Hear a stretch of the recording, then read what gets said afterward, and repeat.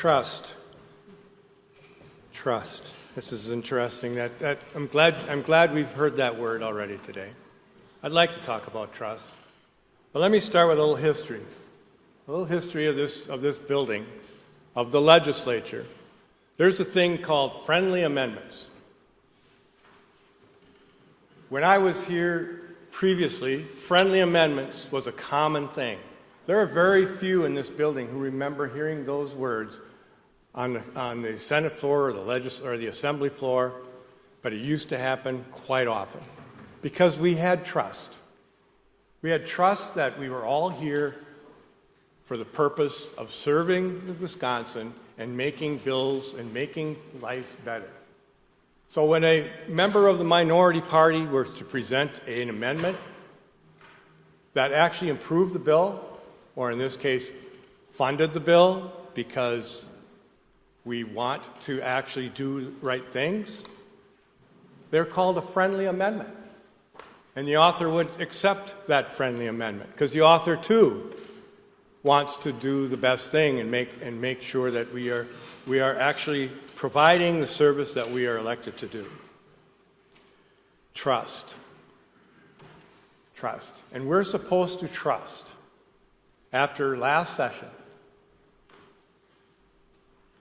when I had hospital closures in my district, and this body not only or the Joint Finance Committee would not provide the funding that is sitting there to help kick off the needs that desperately are needed in the Chippewa Valley for the loss of those hospitals.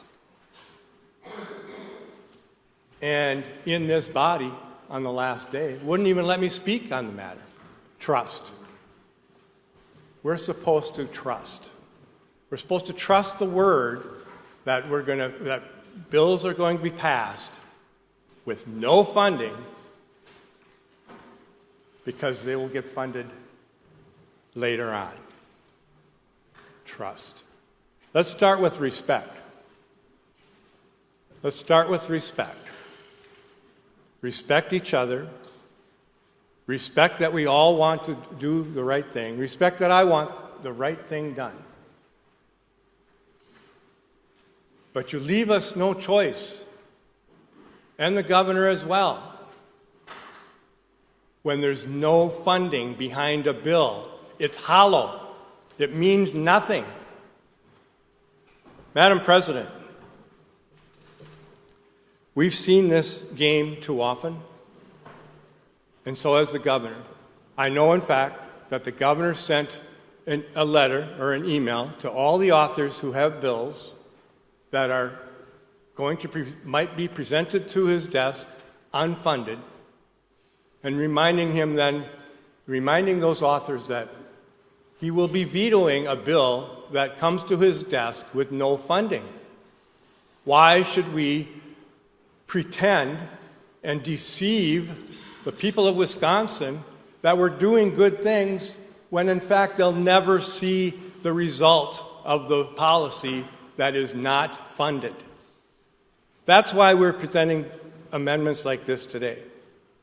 This is an opportunity to do the right thing together as a body and fund good policy.